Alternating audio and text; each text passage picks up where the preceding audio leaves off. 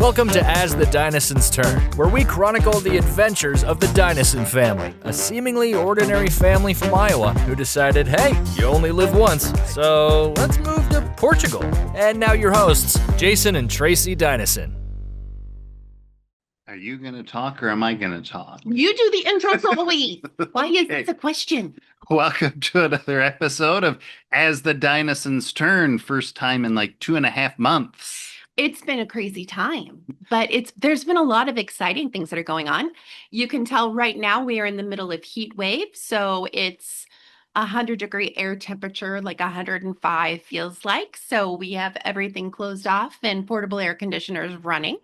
So we're hanging out today inside. The air conditioners don't keep up very well, I don't think. I don't think you can when it's that hot and muggy out. It just doesn't work very well. And it's just hot. So we're living on ice and ice cream and anything that can be eaten quickly, because you can't use the oven or make a whole lot of stuff because it's just too hot. You don't want to make it hotter. So. Well, June in Portugal came and went. It did. And you had your surgery, so you were kind of out of commission much of the month of June. Yeah, I had surgery to repair some hernias. Everything's going well. I feel much better. It's amazing because they found that I had a congenital defect where there was a hole in my diaphragm. And most now they find that through ultrasounds and things. The fact that they didn't, I guess it's a miracle that I'm alive, that kind of thing they tell you. But I have to say that now I can finally, I didn't know I wasn't getting deep breaths or full breaths. So I can get a full breath now. And it's amazing how much that will do for a person.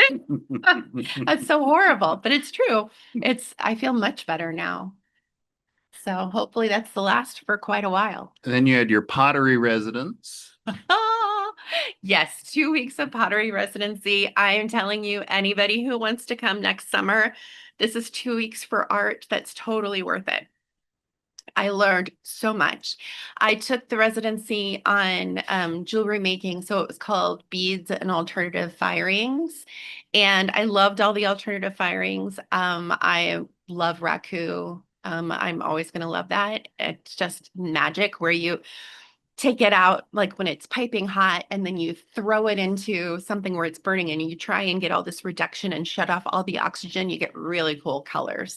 So I learned how to do that on a small scale in a microwave kiln. So got a microwave coming. I hope you guys are ready for videos. You can follow me on Kindled Magic on Instagram for more things. But I learned mono printing, which is where you reverse paint something on newsprint or on acetate paper, and then you print it onto the clay. And that's become like my whole thing now. Like, I love it. It's just awesome. And so I'm sitting on the couch this evening and making beads, rolling beads, so I can just keep making more, because all the metal work and everything I learned how to make all of my own fittings and all of those things. So I got lots of stuff to do. I'm excited. I made so many beads during my residency.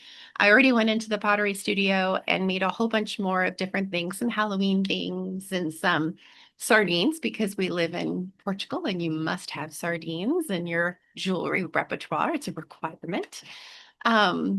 And I've been making spoon rests and all kinds of other things. So I'm getting ready. I'm starting with some Halloween stuff. And then really next month, I have to start with all the Christmas preparations. So I'm going to be busy. I'm excited. And I've been busy with Dinesen Media stuff. So Dinesen Media is kind of taking over a lot of the other things that I used to do. And it's being very successful. Yeah. I guess. And we've got Dinesen Media Portugal in the works. That hasn't started yet, but there's an attorney in Portugal working on that. And that'll house Portugal Chronicle, which we've started already, that tells basically English language stories for interested parties, whether you're in the US or Canada, wherever you are.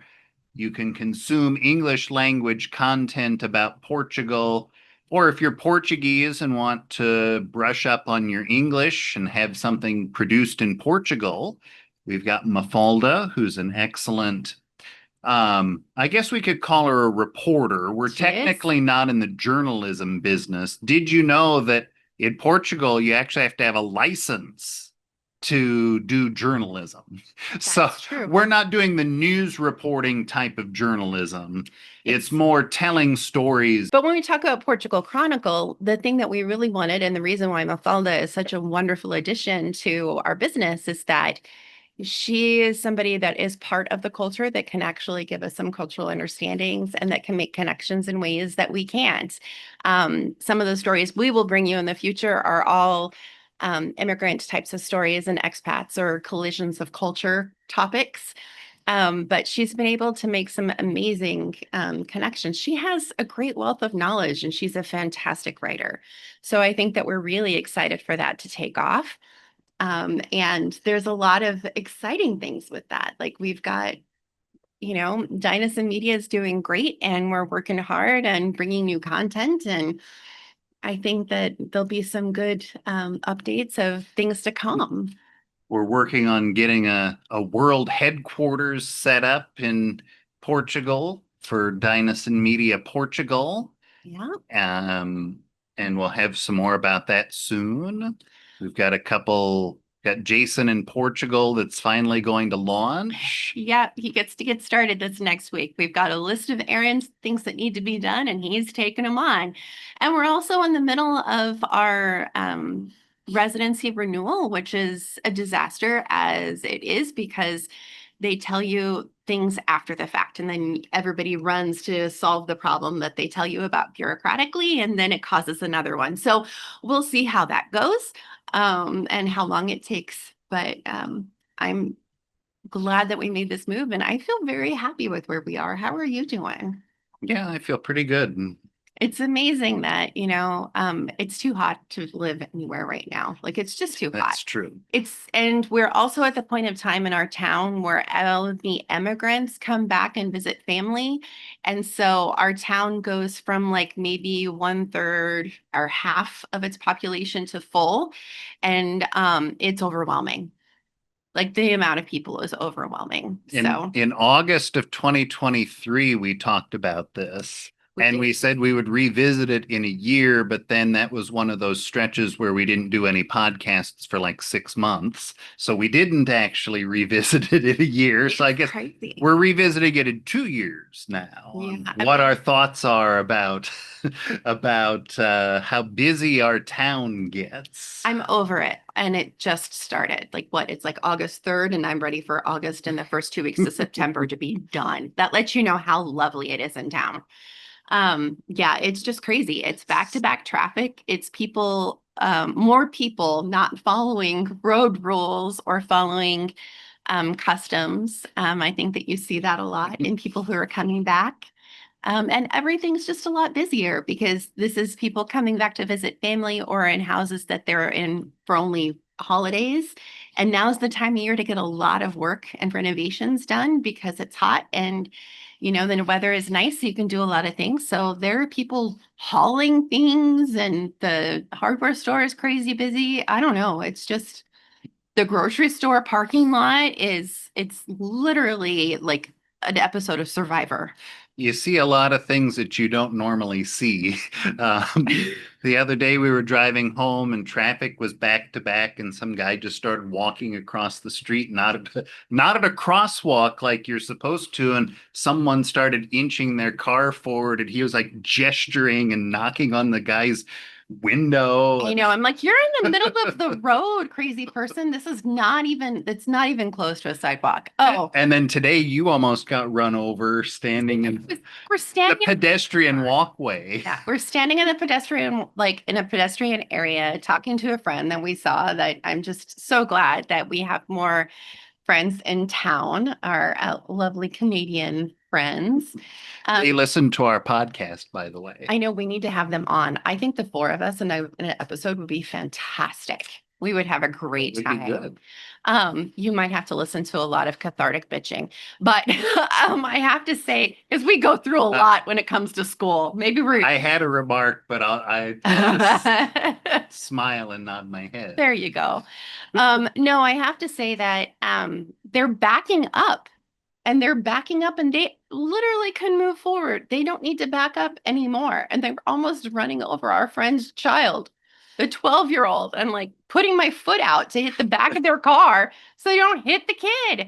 We're like, what is wrong with you? That was crazy. And then right after that, someone almost backed into the grocery store worker who was pushing the carts back into the store from the cart stall thing. I know. They just decided they were going to keep going when like over half of the cart line was all the way back. It's just nobody's looking or paying attention. It was crazy.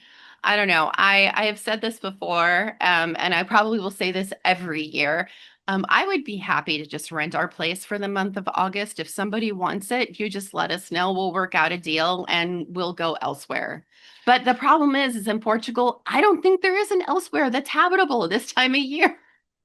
You're not It's making crazy. we're not making a good sales pitch either, though, for I people know. that want to But come see, the thing here. is it's so pretty outside. Most of True. the time it's too hot right now. But it's because everybody is coming to the mountains and the river beaches and they're escaping from the city and we live in a smaller town. And so it's fantastic in that respect.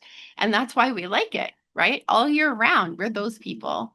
So when other people come, it's like, whoa, I forgot. Like, this is the reason why the continent had to put gates up. And so you have to park, like get a ticket to park in our parking lot because otherwise people who come and stay in the apartments that are right there will park in the continent parking lot and you can't, like the shoppers can't use it. Like, so it's just things like that. We're learning how to deal with those things. But I don't know. I think that it's a beautiful place and I like it. I just wish fewer people had discovered it. Well, in a few more weeks, the holidays will be over and it'll be school time. No. We can't even say that word yet. No, that's not until the middle of September, the 12th, like through the 15th. We can't. Don't tell your children. We have too much to have, like too much fun to have. So, and we have work to do before then. So, like I am by work with our children, I mean, I'm taking them to the movie tomorrow and we're meeting friends to go to see the Fantastic Four and have lunch at the mall because it's too hot to stay home. So that's what I mean by work. We need to go and do some fun things. We haven't done fun things. We've been working a lot. That's true. So at least there are some times during your schedule over the month of August, I try and make sure his schedule is lighter so that we can actually take advantage of that time and do a little day trip here and there. But we'll see how that goes. Well, it's hot. It's dry. It hasn't rained in like Oh, 2 months. I miss the rain. That's crazy to say because there will be like 2 months of straight rain like in October, but I do miss the rain because everything's turning brown and that's sad. It's not usual. I keep waiting for it to break, right? So I don't know. What are the things that you have on your list that we need to do in the month of August while it's still summertime? I think we should go to Spain. All At right. least a day trip, even if we don't spend the night. Just Go up to go. Vigo or something. Mhm. Yeah. Be nice to get out there. Like it's funny, we were talking about there's this restaurant in Guimarães called Museu de Presunto, which is how you say the ham museum. Mhm. And for those of you who've traveled with me or gone to Madrid, you know there's a Museo de Jamón, which is their ham museum. So we have one up here. It's got completely different menus. It's not like the same kind of thing, but I have to tell you, I was telling the kids about it and they were like, well, that sounds interesting. I might need to do that, Mom. So I might have even convinced them that a road trip is good. Okay. We'll see. Sounds good. Yeah, I really just I want us to spend more time together. Like we've been so busy and I think that we did a really good job at the beginning of making sure we weren't working 24/7, 7 days a week.